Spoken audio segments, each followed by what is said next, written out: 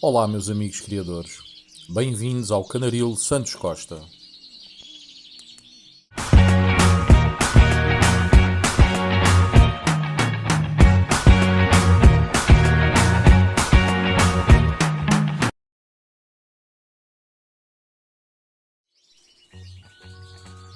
Hoje decidi fazer um vídeo onde mostro como faço a preparação das aves do meu plantel para iniciarem as criações.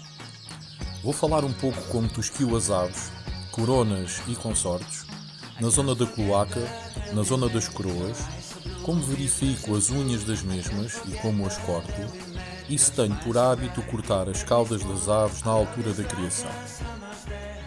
Coloquem desde já um like no vídeo e verifiquem se já subscreveram o canal.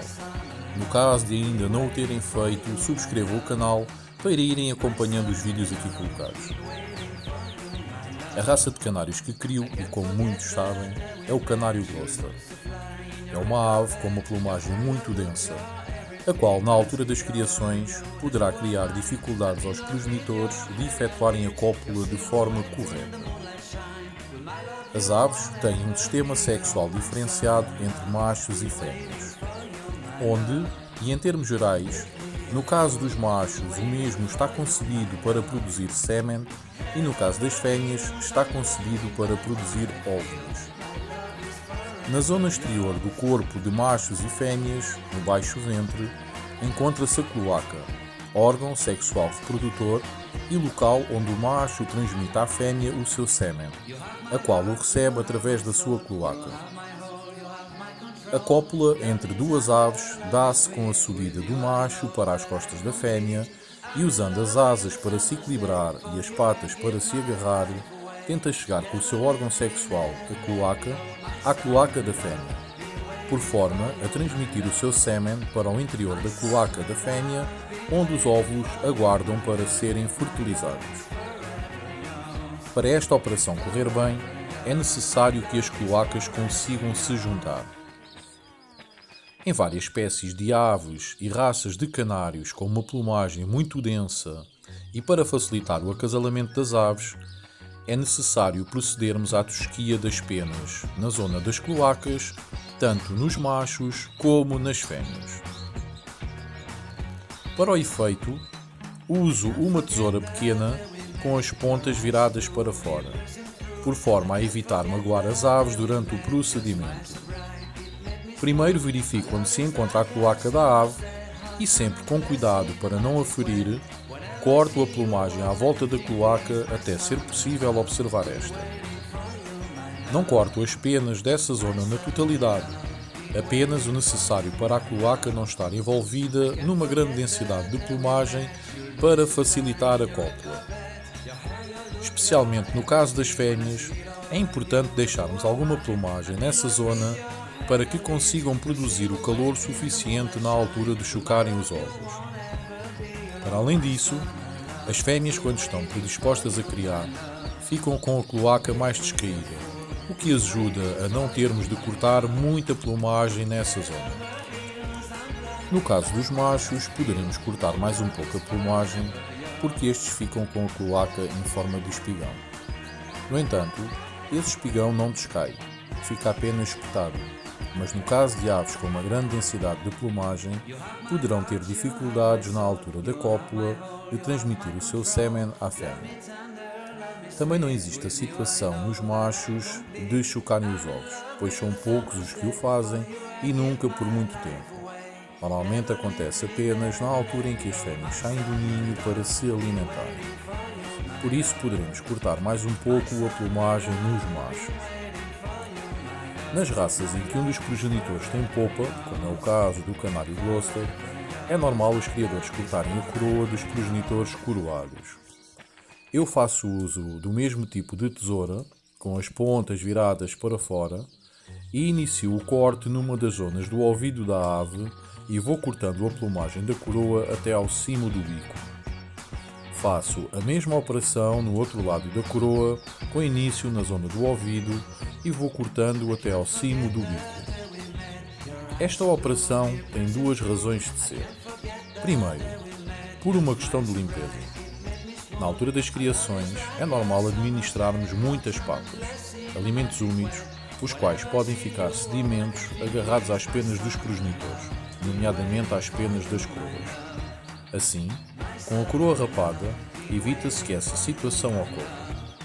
Segundo, as aves coroadas com a coroa rapada ganham outra percepção em termos de visão do espaço onde se encontram. Ficam mais atentas. É ainda importante a ave coroada ganhar uma visão vertical, conseguir ver de baixo para cima, situação que apenas acontece quando a coroa é cortada. Assim, é fácil para uma ave coroada, quando se encontra no fundo da gaiola ou num poleiro mais baixo, poder olhar para o ninho identificando o local do mesmo.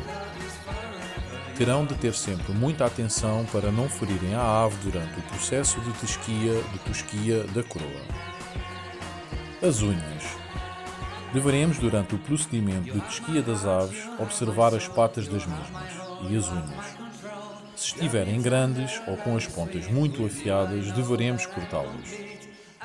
Teremos de ter sempre muita atenção para não cortarmos um vaso de sangue existentes nas unhas. Nunca deveremos cortar a parte avermelhada da unha, pois é nessa zona que passa um veio de sangue, o qual, se for cortado, irá derramar muito sangue, podendo levar à morte da ave se não for estancado a tempo. Deveremos cortar apenas a parte branca da unha. Esta operação, realizada nesta altura da época em que as criações estão a iniciar, tem por finalidade duas situações. Primeiro, evitar que os progenitores perfurem os ovos com as unhas grandes e afiadas. Não são raras as vezes em que esta situação ocorre. De forma involuntária, os progenitores, quando vão para o ninho e se deitam sobre os ovos, poderão pisar algum dos ovos e com as unhas perfurar a casca. Poderão ainda arrastar sem querer as crias para fora do ninho se tiverem as unhas demasiado grandes, provocando a mortalidade da mesma por frio se não for detectada a tempo pelo criador e recolocada no ninho. Segundo, as unhas nunca deverão ter um tamanho acima do normal, pois poderão provocar que a ave não se consiga manter equilibrada num poleiro ou poderão ainda provocar que a ave fique pendurada, ficando com as unhas presas numa qualquer ranhura. As caudas. É comum, em várias espécies e raças de canários de maior porte, cortar-se uma parte da cauda. Esta situação acontece devido ao peso das caudas das aves, as quais poderão ser bastante pesadas e que não ajudam no decorrer da cópula. Assim, corta-se parte da cauda para facilitar a cópula entre macho e fêmea. Efetua-se ainda esta operação por outros motivos. Aqui no meu canaril, costumo proceder a essa operação quando me deparo com aves que tenham a cauda muito danificada, nomeadamente as fêmeas, que com a ansiedade de começarem a criar, debicam as caudas umas das outras e também a própria cauda, ficando esta toda estraçalhada. Normalmente, a ponta dessas caudas estraçalhadas tem tendência a ficar muito sujas. Assim, e para evitar problemas futuros, corto a parte da cauda que se encontra danificada. Depois de proceder à desquia das cloacas e das coroas, de verificar o estado das unhas e de analisar as caudas, retiro a grade divisória e deixo machos e fêmeas interagirem pela primeira vez. No dia seguinte, coloco os ninhos e começo a colocar à disposição material para fazerem os ninhos.